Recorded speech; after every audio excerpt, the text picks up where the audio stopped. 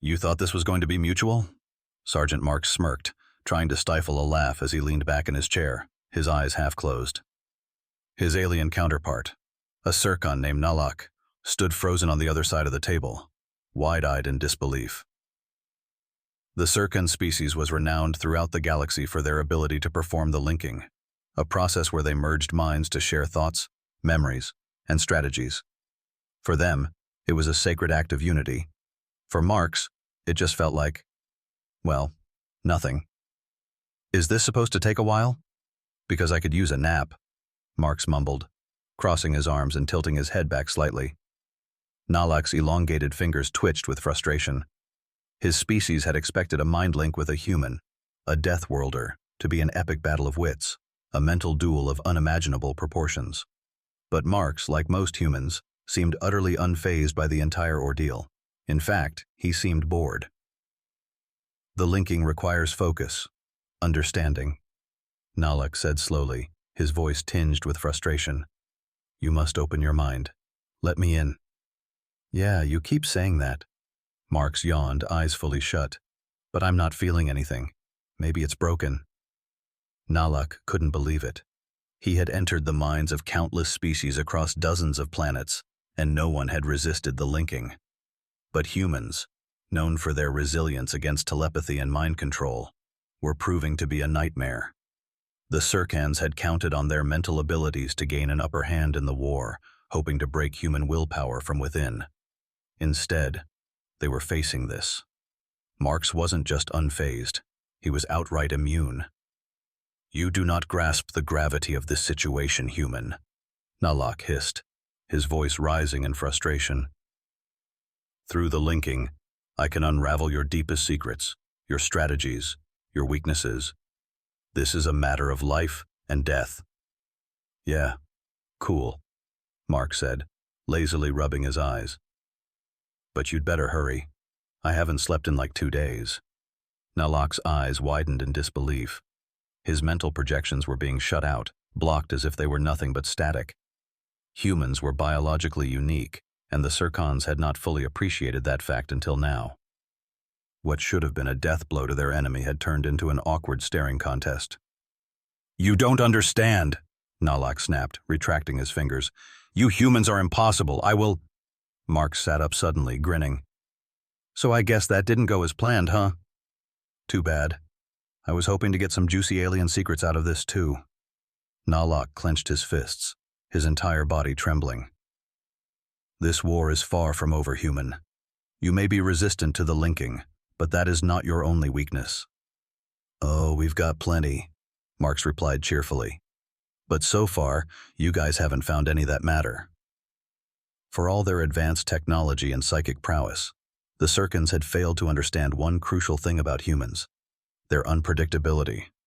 While other species adhered to rules, protocol, and structure, humans thrived in chaos.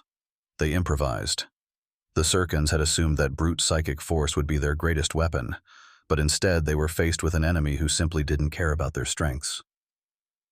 The linking would have been your downfall, Nalak muttered, stepping away from the table. But you are unlike any species we have faced. Thanks for the compliment, Mark said, stretching as he stood. I'll take that as a win.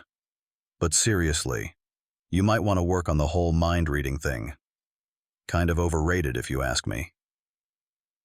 He gave a half-hearted salute and strolled out of the room like he had just finished a coffee break, rather than a failed psychic invasion.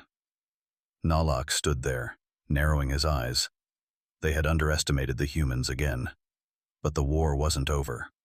If the Circans couldn't break them with mental strength, they would have to resort to what had always worked in their favor: brute force.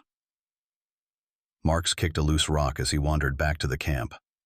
The Circans, for all their supposed psychic superiority, had seriously underestimated humanity's ability to roll with the punches, or in this case, shrug off mind-link attempts like they were nothing more than a weird alien handshake.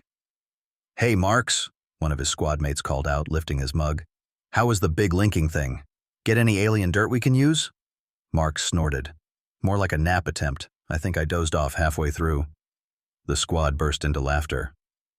You're kidding. You napped through a mind link?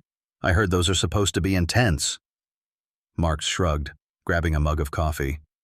Guess they don't work so well on us humans. Poor Nalak looked like he was trying to dig into my brain, but all he got was static. One of the older soldiers leaned forward with a thoughtful look. It's not just you, Marks.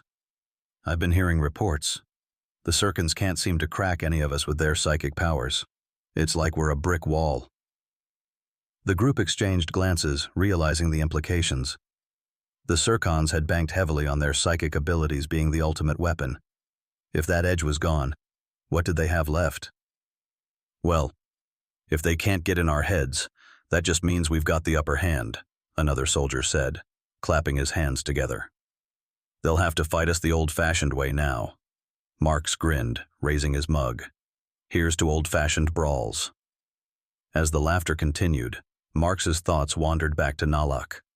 The Circons might be scrambling now, but Marks knew they wouldn't give up so easily. Sure, their psychic tricks had fallen flat, but there was something else. Something that didn't sit right with him. I don't know, Marks muttered under his breath. What's that? A squadmate asked. The Circons are too smart to rely just on the linking. I think they've got something else up their sleeves. The group fell silent. The Circons weren't just any alien species.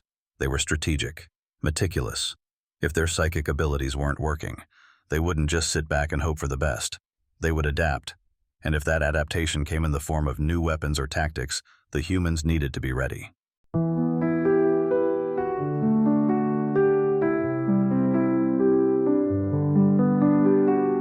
On this path of life, walking side by side,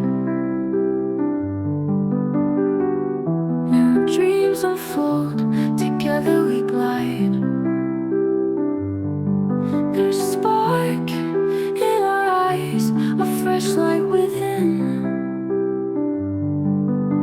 A story of life where you and I begin. When you're here, the road is bright.